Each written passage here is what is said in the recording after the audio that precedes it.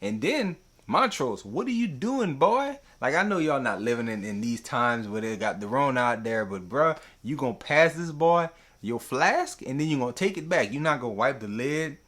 You're not gonna just let him keep it. Nah, you gonna take it back. Probably drink from it. What's wrong with you, boy? Come on.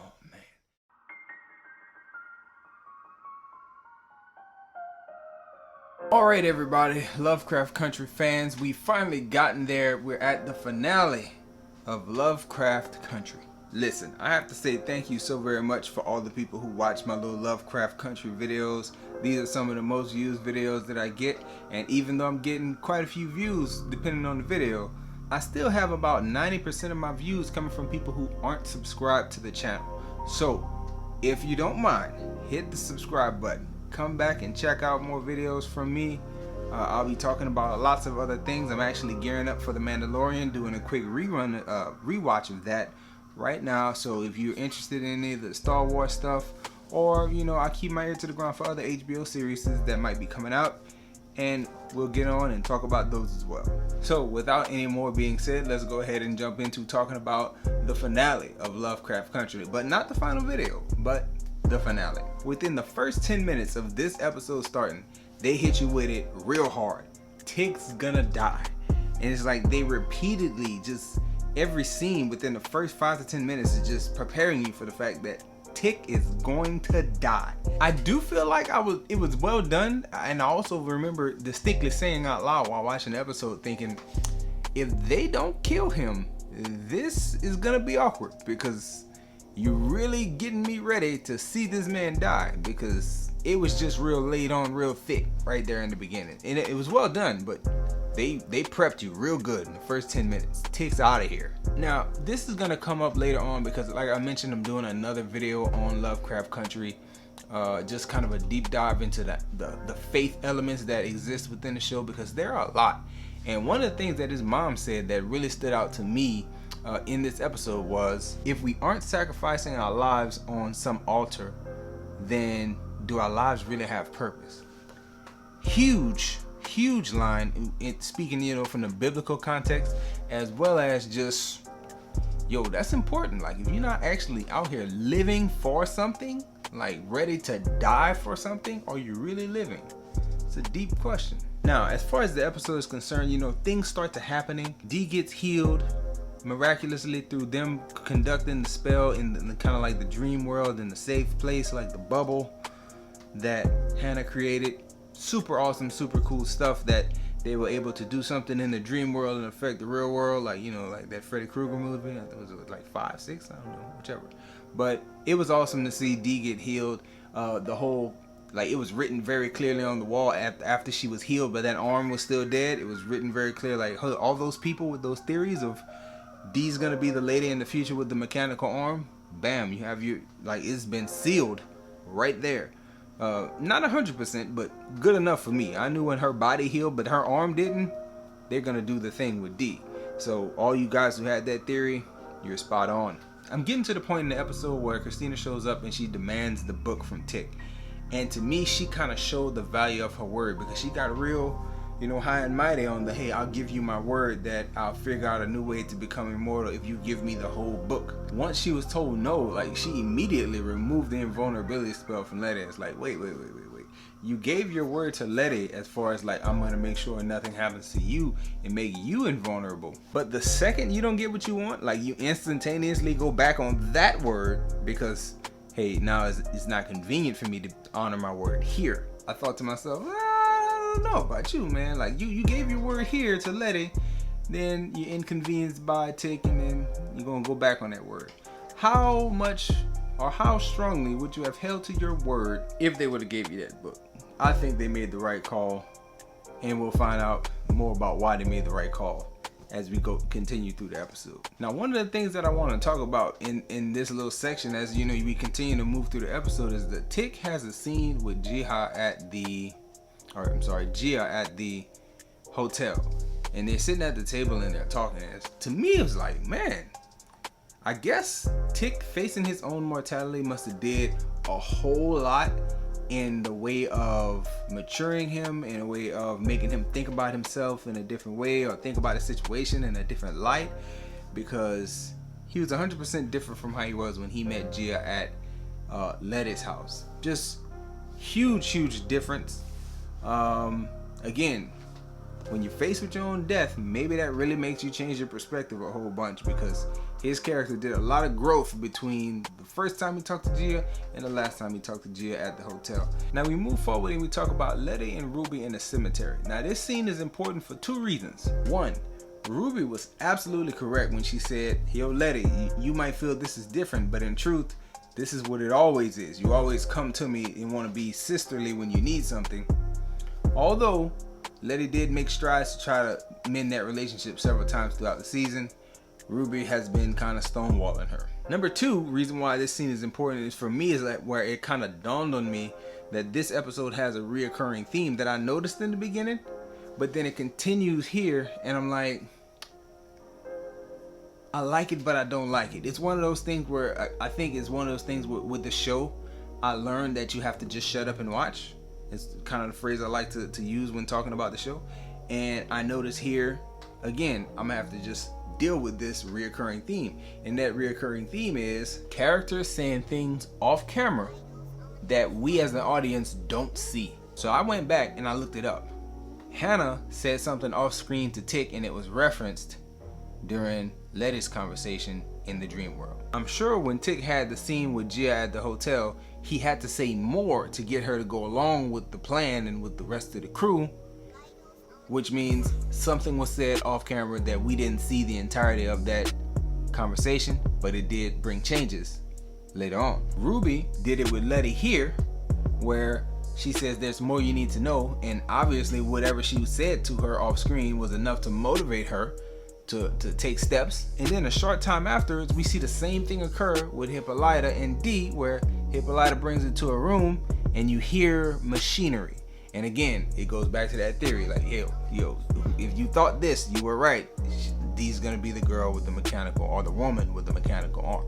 It was cool, and it was something I noticed here, but I also kind of was trying to track it throughout the entire episode, so glad I took notes on that. So you move past Ruby and Letty in the cemetery, you move past Hippolyta and Dee with the room full of machinery, and you get to Ruby and Christina. My thought about this scene was kind of weird, because on one hand, we know that y'all care for each other because y'all have been experiencing each other in such a weird way, and it's been going on for quite some time. Like, even though William is the one speaking to Ruby in the initial seduction, it's still Christina cooking them words up.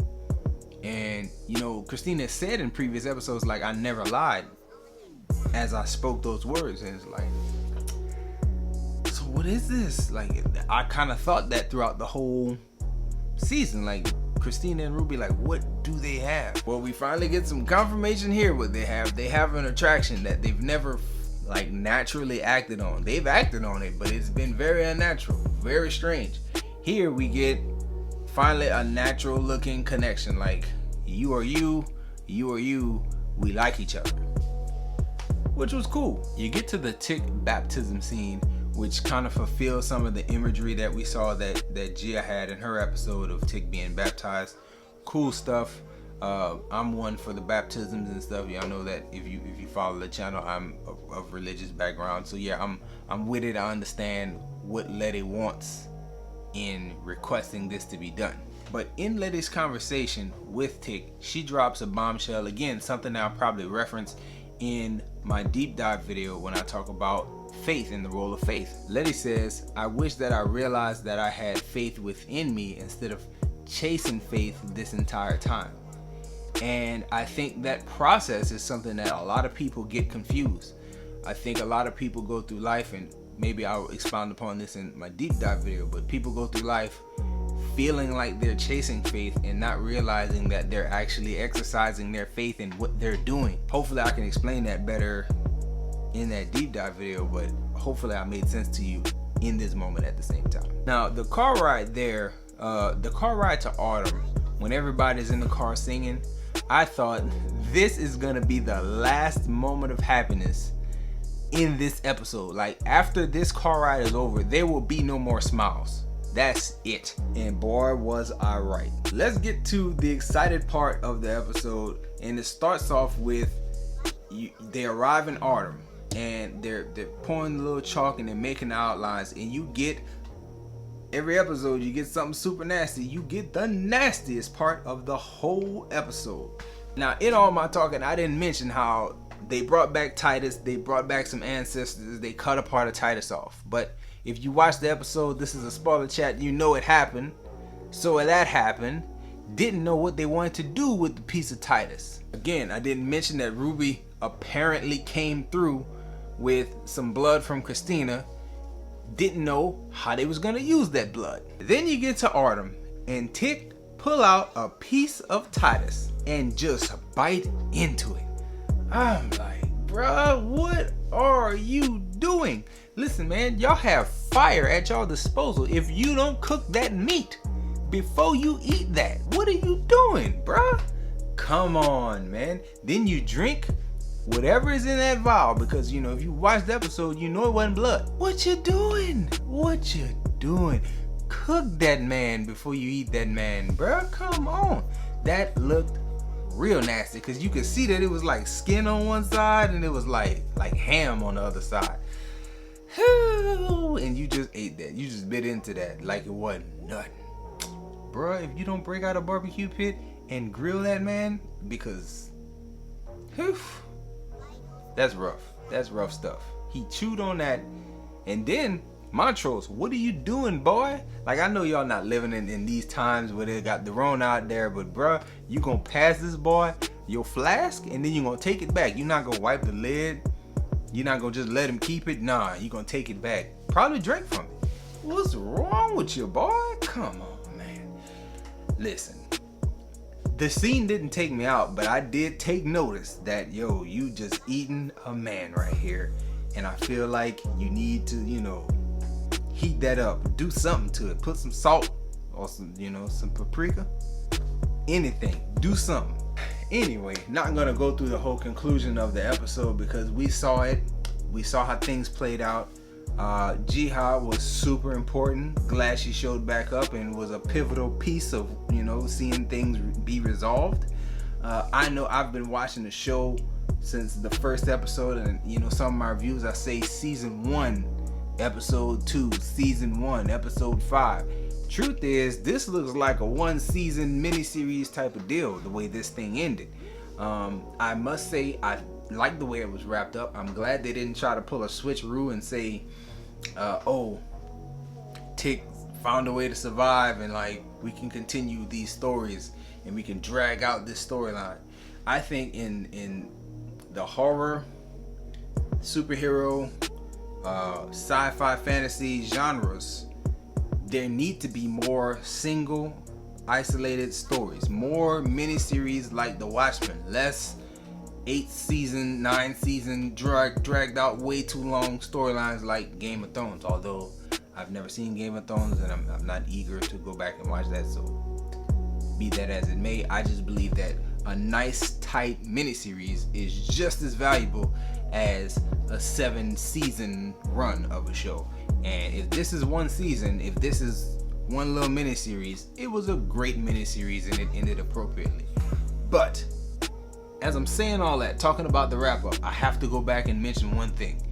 If you watch that last scene with Gia has the tentacles and she's holding Tick and she's holding Christina, which means Tick didn't even have to eat that man, bruh. He didn't even have to chew on that flesh. He could have just put it in his pocket and put the vial in his pocket or put the blood on his hand or something, and y'all would have been good. But now you out here eating people. No cooking, just snacking on raw flesh. Whew.